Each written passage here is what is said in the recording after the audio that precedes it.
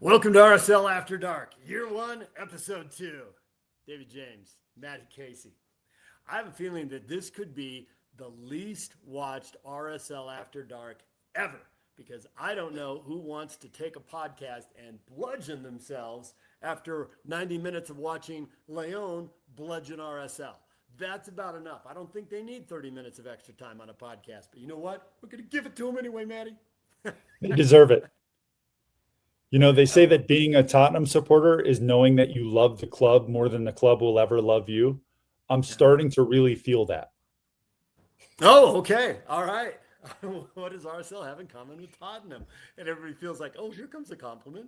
No, No, not really. yeah. It's not Number one just thing I would DeAndre say about Yedlin. that, There's more. yeah, yeah. The number one thing I would say about that game with Club Leon, and we'll spend more time looking ahead and looking at personnel moves and all that, and less time looking back. So we're not going to bludgeon you for half an hour. Is that was fairly predictable. It wasn't a total lock.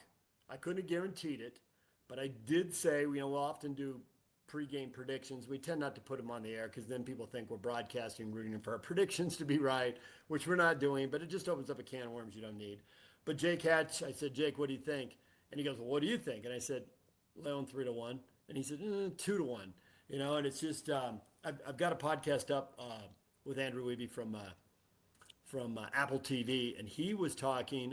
We were talking about the tournament as a whole, just RSL just being a small part of it, and he was talking about, hey, MLS teams have done well, and that should bother Liga MX teams if this is going to become a real thing over time.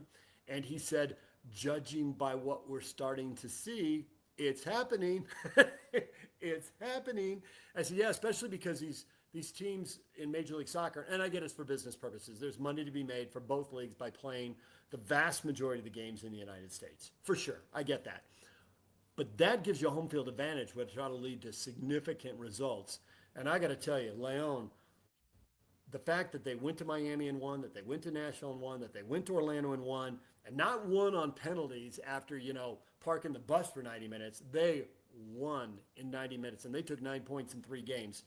And then when I talked to Pablo, and I said, well, what do they, you don't have time for a deep dive scouting report. You play in 8 games in 25 days. But if there's just one or two things, what do you tell the team about why Leon is dangerous? And he says, they are excellent in transition. They are very dangerous in transition. I'm thinking, wait a minute, no Justin Glad? This team has had some problems in transition? Well, this isn't going to be good. And Maddie, they are missing too many guys. This is a salary cap league. You have to put most of your money in your starting 11. They're missing Justin Glad. They haven't replaced Xavier Gozo yet. And Meccanelli's been out all year. That's not just 3 starters. Those are 3 impact starters that you expect to control/dominate their portion of the game and their portion of the field.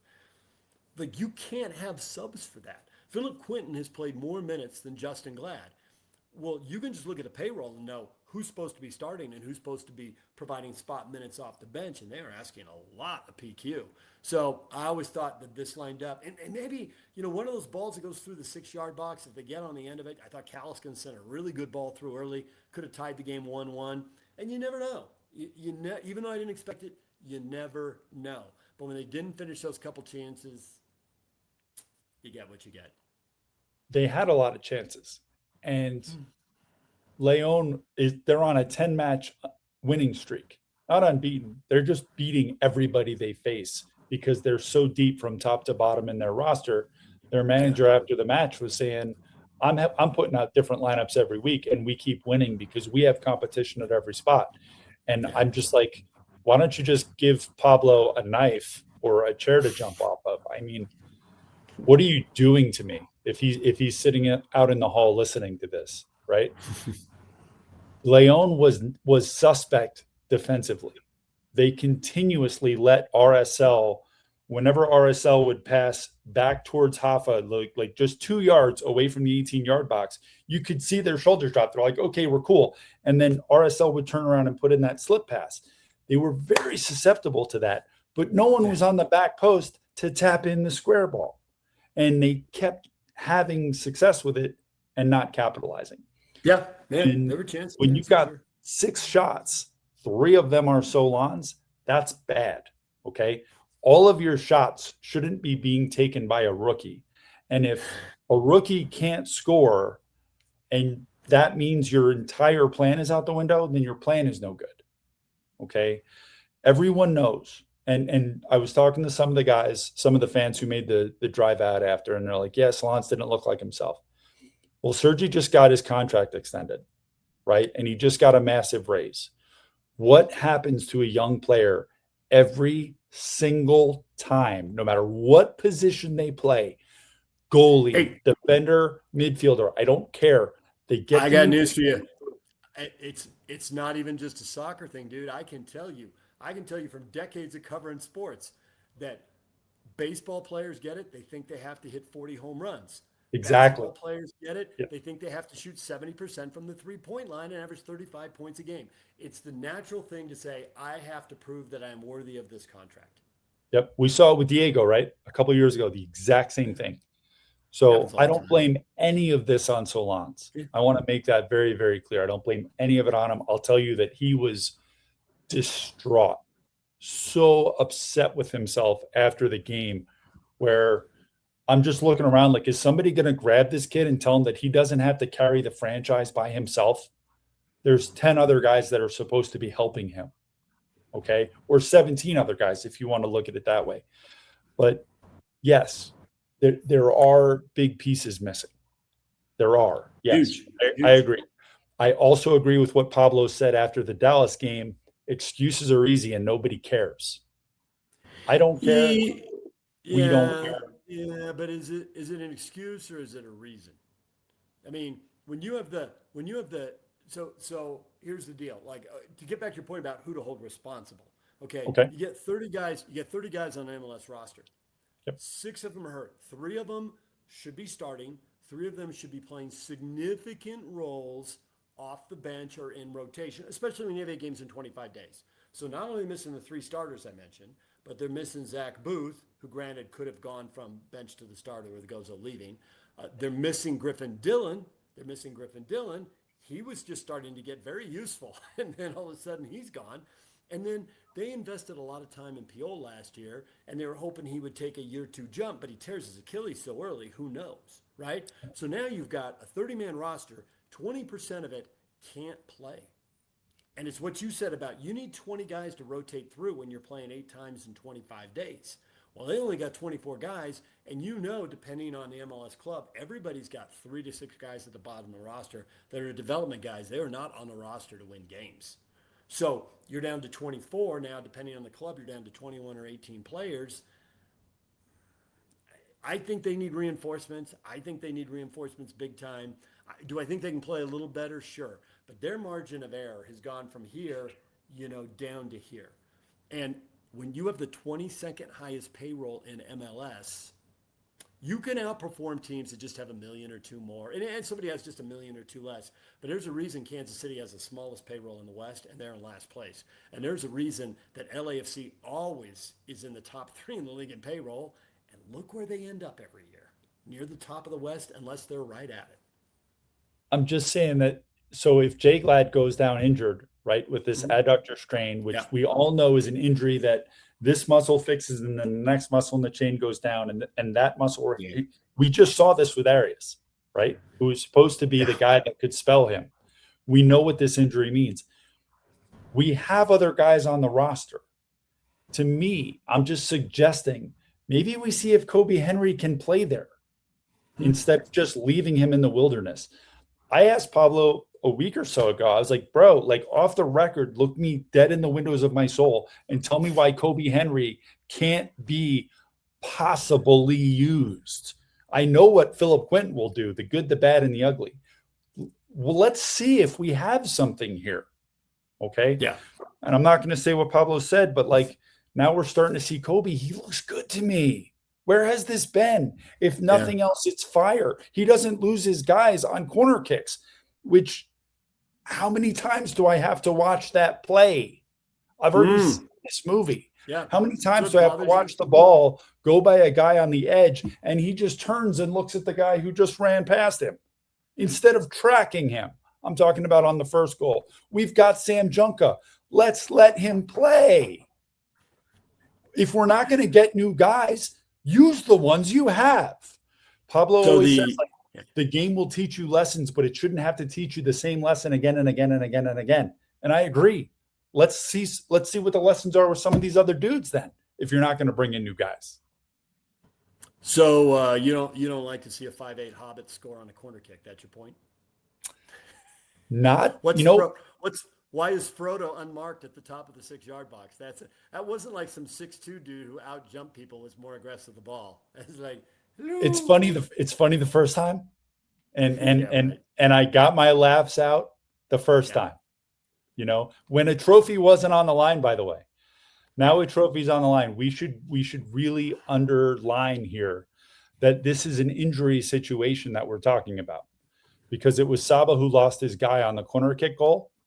It was a short guy who scored. It wasn't Philip Quinton this time. And I'm not throwing rocks at Saba. No one ever said he was a defensive stalwart presence, but he's filling in for somebody who did defend. So when He's you filling know, in for somebody. He's filling in for somebody who's filling in for somebody.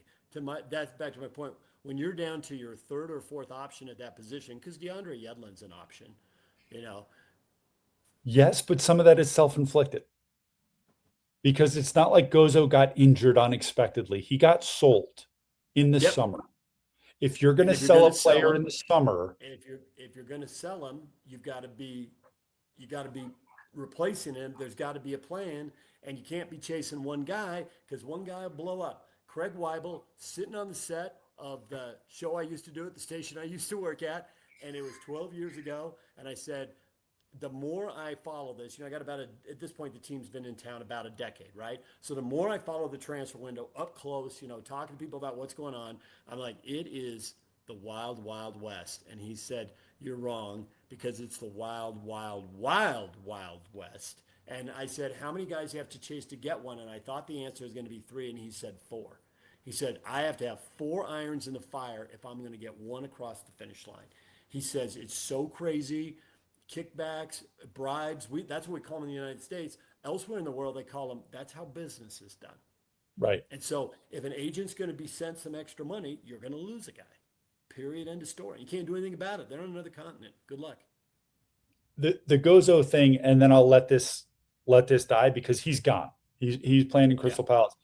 But when Andres Gomez left in the summer, I don't think anyone could realistically have predicted that was going to happen. Right? He went from someone I considered to be a contributor. We talked about this on the last episode of RSL After Dark. #blessed. Awesome name. But the second year, he just jumped, right, and exploded. And then he got the option to go to, was it Rennes? He got the option, or Len. He got the option to go to France. The team was like, maybe we let you go, maybe we don't. But his head was turned, and his commitment was There's a lot of money. questioned There's a lot, maybe in the next man, game, and Paulo said, yeah, let him go. come on. We've You know, known that Gozo was going to be a target, oh, yeah, is my yeah. point. Like, at some point, shouldn't this have been planned for? Like, if an offer does get through, and everyone kept telling me he's not leaving in the summer, he's not leaving in the summer, not leaving in the summer. Okay. If we're going to let him leave in the summer, shouldn't we have a guy lined up? It's about the money. It's always about the money. People can tell you what they're going to tell you. And sometimes you know how the PR machine works. Sometimes Mhm. people have to tell you stuff. They're in a role where they have to say it. I don't even want to accuse them of lying anymore. It's too exhausting. I just know when there's big money on the line, when Barajas, who can barely get into the RSL line, he's got promise. When Yeah, they yeah, get yeah. offered when they get offered $4 million, he's gone. You can tell me whatever you want, he's gone. And Dude, I and love that. whatever with Gomez, when 8 million, he's gone. Yep. Gozo, I didn't know what the magic number was. They're not going to move him for 4 because you know that they can get more for him. So what's the right number for one guy isn't necessarily the number for another. But it's like, man, and honestly, I didn't even know if Luna was staying until deep. And now it turns out they didn't get the right number for him, and he seems to be staying. And if I say that and something happens in 72 hours, whatever, I had no idea. But Fair. there's a number. There's always a number. You're not going to quit doing this podcast with me. You like doing this podcast with me, but if the phone rings and somebody offers you 50 grand to go do a podcast with somebody else, you're going to blow a kiss, you're going to wave, and you're going to be out the door, dude. No, So man. I would bring you with me. no, I would insist that you come with me and we keep the Just name. you got you'll go and you'll take the name. And you will leave me. That'll just be little bits of dust as your motorcycle just spins out, man. You It's like the have all Roadrunner trail dust. gravel all over the place. I just it's money. It's pro sports is a business, and so whatever somebody says about somebody isn't going anywhere, like, well, they aren't going until the price is right. But when the price is right, they are going. So always brace yourself. Have a plan B. It does feel like plan B is a little slow to develop right now. Now, I mean, having said that, there's curveballs behind the scenes. There's always more to the story. You get to, even when you get to be privy to some conversations, you get to be privy to all of them. Yeah, man, you can keep peeling back layers on this. But, you know what we this is say in not Midvale? what? You know what we say in Midvale? I live in What do you Midvale. say? We've got a saying in Midvale. Don't Okay. pour dirty soda on my back and tell me that it's raining. Okay? Okay, all right. All I'm saying is you can say whatever you want, but the proof of the pudding is in the eating. Yeah, So yes. you can But say anything you like, but I can look at the roster. this has not changed with RSL. There have been a lot of great starts, and then Mm, because of injuries, because players have moved, there've been multiple reasons. Because the schedule has gotten super intense, because there's been a long layoff and they haven't been able to keep their mojo, or other people who haven't had the mojo. RSL. This is the thing I always heard about Jerry Sloan's Jazz teams, that they played so hard all year long. When they got to the playoffs, they couldn't take it up a level. They were already there, but the whole sure. rest of the league took it up a level. Well, RSL is going hard, but the rest of the league, we'll get there. And now we're seeing this, like we're seeing with Dallas and Houston, like, well, apparently they're getting there. They're finding their mojo. So, and this is tough because RSL has never been the deepest team. They don't spend the most money. It could change one day. I wondered if the Miller ownership would do it, and maybe we need to let them get used to the world of soccer, and they need to touch the stove a few times and find out it's hot. But there's an excellent story in the Athletic, and it applies to Real Salt Lake 95%. Okay, it's baseball, so it's 5% different, but it's 95% the same. And it's about how come the Padres just sold for $3.9 billion. It's the most expensive sale in the history of baseball, and they're in the smallest media market. There are bigger cities, and there are bigger markets that are smaller cities, because San Diego has San Diego, which is pretty big, but to the west is the Pacific Ocean, to the south is Mexico, to the north are the Angels and Dodgers, and to the east is the desert. And there's a couple 100,000 people in Imperial County, and then you run into Phoenix, right? So there's nowhere to sprawl. Whereas St. Louis may not be the biggest city, but they got fans in 11 states. I mean, they're Right. making money all over the place. The Braves, the same, making money in multiple states. The ownership, after multiple owners, my whole life, literally almost my whole life, they have been penny pinching and trying to win on the margins. And and they've been to 2 World Series. I mean, it works occasionally, but they didn't win them. And they got the grandson of the O'Malleys, Peter Seidler, who came in and said, we're going to prime the pump. We're going to spend money. We're going to bet on the growth of the sport. It's a very well documented story in The Athletic. I highly recommend it because it all applies to RSL. You are in a smaller market. Of course, you have less money than the LAs and the New Yorks, but also the Seattles and the Atlantas and the Chicagos and the Phillies and Dallas and, New England and on down the line. But bet on the growth of the sport. It can be done. If you're smart and you spend, it can be shocking. And it's been a shocking, almost 10-year journey now from San Diego, for San Diego fans to get to this point. Packing the ballpark. They still haven't won it all. It takes luck to win it all. But I've never thought that the bar for RSL should be MLS Cup. The bar should be qualifying for the Champions Cup, because that means you're in the top quarter or top third of the league. And if you get there, you're probably going to find a way to qualify. And they have multiple times. That's what people really want to see, because that's big time soccer. And when you win in advance there, you've beaten quality teams, whether it's from Costa Rica or Mexico or wherever. So that needs to be the goal, and they need better players because they're a long way away. Andrew Wiebe said the average Liga MX team, the ones who are winning and advancing at the top of the league, have what we would consider between 6 and 10 designated players on their roster.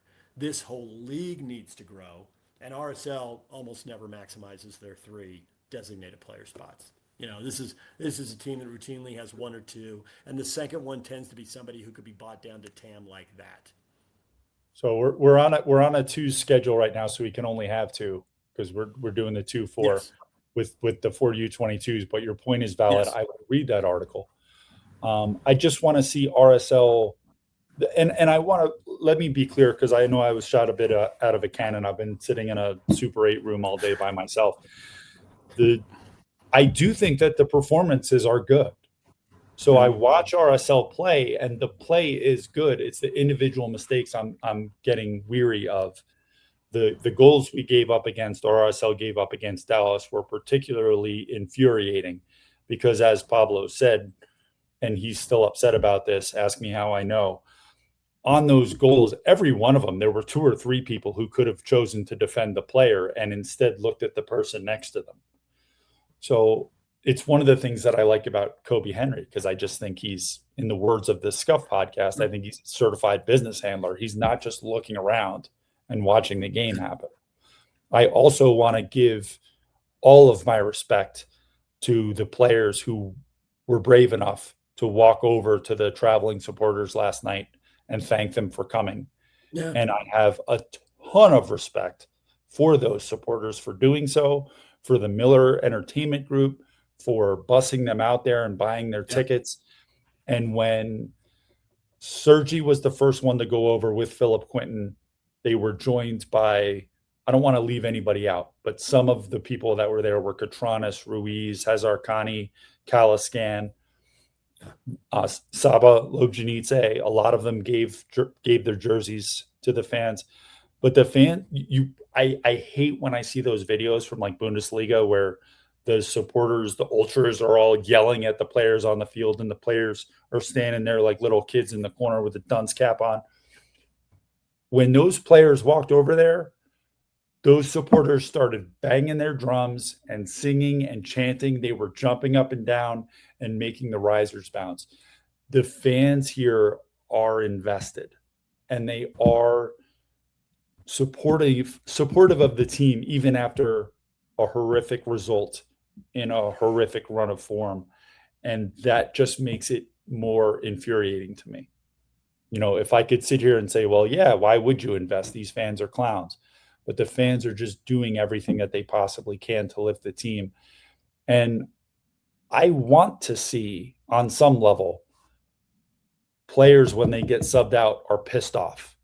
DeAndre Yedlin was not only as angry, he was as unchill as I've ever seen him in real life when he came off. But you've got a 33-year-old who has to play right wing back because you sold the number one guy, the number two guy got injured.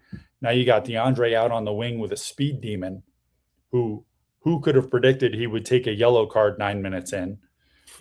Now he's he's one tackle away from really the game being over. So he had to come out at 60 minutes, and he was pissed.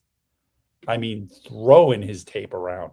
But didn't you want to see Kobe Henry get a shot at that? I mean, I get why they didn't want to start Kobe Henry, the lack of experience against such a good team, right? You're really throwing them into the fire with a lot on the line. But you didn't mind seeing 30 minutes, did you? You want to see more of him. And I also think that when you're coming back from an injury, how do you get him to full fitness? How do you find those chances to play him? Because you tend to use your subs in attacking positions. So how do you get him 30 or 45 minutes and get him ramped up and up to speed? I want to see him in the center. Well, I get that, except I think they might need him on the right side anytime they face anybody with real speed, especially because they can play DeAndre there, but they're going to need to play DeAndre at wing back until they bring somebody in. He's going to have to play some minutes there. And the schedule isn't as congested in September. They don't have 8 games in 25 days, but they do have 6 games in September. They're still going to have to rotate. DeAndre's going to have to take some games off, and he's going to have to play some games at right wing back. So someone's going to have to be the right center back. And I think Kobe might have the speed and athleticism. We've seen Philip Quinton like isolated in space against a fast guy. You're asking too much. It's sure. like. And the problem is his metrics would state that he is the fastest player on the team. I'll just say that again because I know that it didn't penetrate because your eyes I, will tell you differently. But metrically, he runs faster than anyone else. I, So he I keeps get getting put that. out there because he's fast. Okay, But I hear you. and I get it, and he may I be the still best watch people option. run by him. But I always hate that fastest on the team. I mean, I don't hate it, but I just know it's a little misleading because a 40-yard dash, you just put your head down, you run in a straight line. Now run when a guy, step over and he's dipping a shoulder and he's like, well, now it's a different deal. You know, Yeah.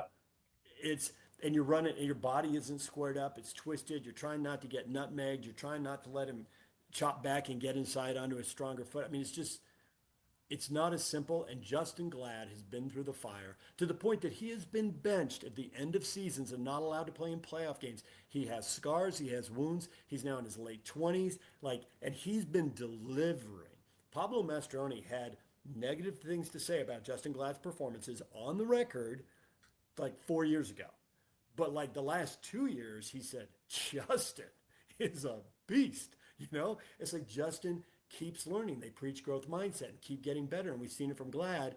And it's like, if you had him in the middle, maybe it'd be easier for Phillip out there. I think it'd still be a tough Yeah. ask. But Because of that veteran voice, which is I the know. the real thing that they lost when Yedlin came out. In my opinion, was he was the experience on the back line, and when he came out, 6 minutes later you give up the second goal, 6 minutes later you give up the third. That veteran voice, man, we need it on the back line. Yeah. All right. Well, back to the scene of the crime, back to Commerce City to play Colorado and MLS play. Can the supporters get back there? They'd love to go for Rocky Mountain Cup games. It's Well, fun, mostly because RSL has ripped Colorado's heart out in that place so many times. If you're truly hardcore, you don't want to miss that.